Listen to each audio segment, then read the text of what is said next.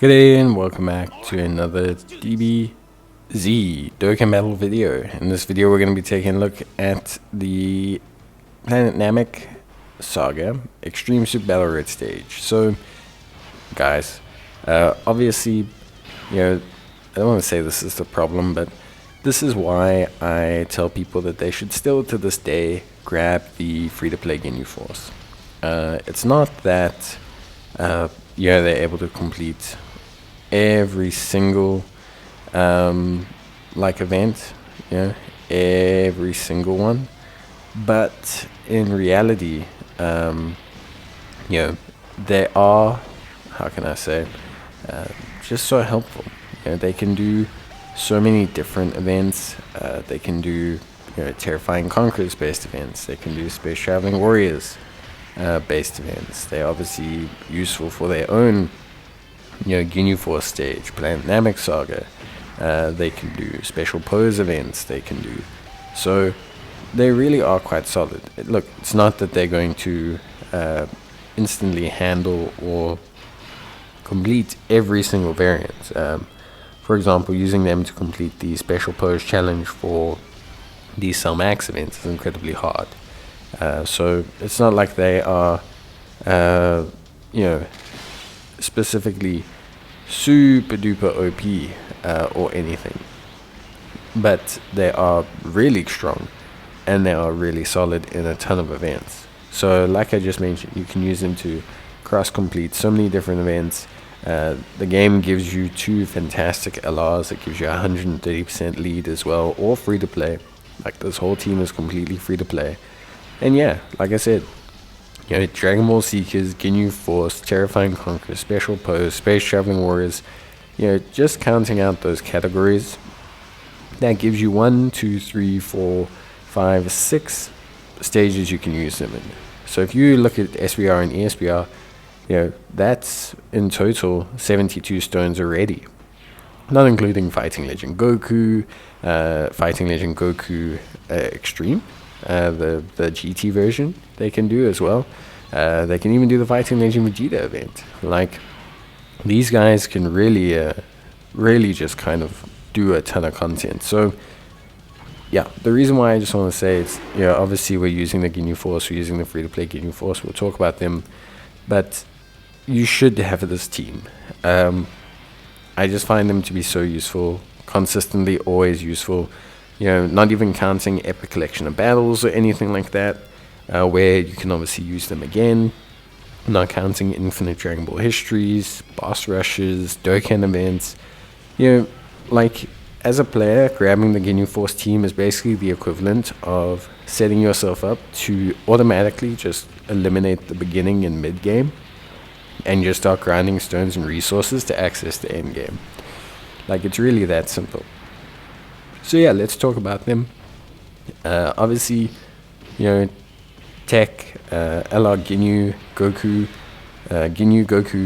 Ginyu Force, it can be a bit confusing, but the Tech, LR Goku with Esbr, he's going to be our lead, 130%, also a huge support for the category as well, which is really awesome. 59% support for Ginyu Force category characters, and then he himself is just really solid, incredibly powerful, really nice start of turn defensive stats, especially for this kind of level of content and just in general, a really nice unit. So we got the Tech Ginyu, then we also have the physical Ginyu, which is basically the exact same thing. So we have physical LR Ginyu, essentially the exact same type of unit, so very good as well. Also a solid support for the category, which is all very strong. Just fantastic presence, able to enable the rest of the team, raises their defense on his super attack as well, so it's a very good skill to have. Also gain strength based on the amount of Ginyu Force category characters on the team as well, but in general, I find that he's good. He's really solid. Me personally, I like him a lot. I think he's an exceptional unit, and yeah, I think ultimately, he and the tech one are great, especially with the EZAs. Now, they are the most expensive to get, so they're the first ones you should consider replacing. They are the most admin characters to get. You probably want to either use the Freezer if you have him as a lead, just because, like I say, it's probably easier for players to have some level Freezer than it is to have the Ginyu Force unit, considering how expensive, well, the two LRs, considering how expensive they are. Or you can use the AGL Captain Ginyu, or you can even use the Strength Goku. Like, he'll still work fine. Obviously, you'll have some issues, but at the end of the day, it'll still work more than fine. So definitely consider that, at least all in all. But yeah, that's pretty much it. Honestly, then you just kind of get into the free-to-play units. So obviously Tech Gildo we took, very obvious why we took Tech Gildo. He's got that ability to stun the enemy. He can seal them as well, which is great. He then also debuffs them as well. So he just brings a lot of the missing utility that we don't have, which is really awesome. Then we have Physical Raccoon, who's there to act as a defensive unit. His ability to proc his guard and his build-up per attack is also super duper helpful, and will help him to be really solid defensively. Then, of course, friend unit is an AGL Captain Ginyu, self-explanatory. Obviously, a really awesome unit, really good unit as well. Needs 1 or 2 buffs to the Ginyu Force really to elevate him. He only still has the 2 summonable units, so getting any kind of new summonable Ginyu Force units would really help to elevate Captain Ginyu. But either way, still a really solid unit. And then we're using the Int Captain Ginyu and the Strength Jace. So these two are pretty cool. They serve different purposes. Strength Captain Ginyu does 2 things. So firstly, he's quite tanky, especially if you use an item. When he faces 2 or more enemies, he has 50% damage reduction, which is really good. He also disables the enemy's guard, which isn't so important, but he also seals. He seals super attacks as well, which is honestly really something quite important. Sealing the super attack allows you to obviously control the levels of damage you can take. And he himself is quite tanky, 50% damage reduction, really good. And then we have Pride of the Force, Jace, obviously kind of to round out the team.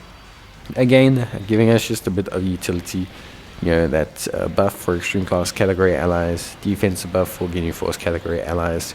He also foresees enemy super attacks that allows us to just keep ourselves out of harm's way or choose who we want to tank or when to use an item. So yeah, in general, just a really good team. Obviously, immediate ways to improve the team: change the lead. You can just upgrade the lead, get a higher percentage lead, and pretty much upgraded the team already. And then you also have the Strength, the Raccoon Gildo, and the Int Jason Berta, who you could use as well. Or you could just build an entirely new Planet Namek team. But why? When you have access to a completely free-to-play one, why waste your time building a completely different Planet Namek team? Of course, I think all things considered, players may want to know item this. Then the team build will be quite different. You'd have to make a lot of changes. But right now, this is pretty much it. So I'll see you guys in the next one. Until then, take care, stay safe, and as always, if you do need any help, let me know in the comments down below. Otherwise, I'll see you guys in the next one. So until then, as always, take care, stay safe, and thanks for watching. Bye.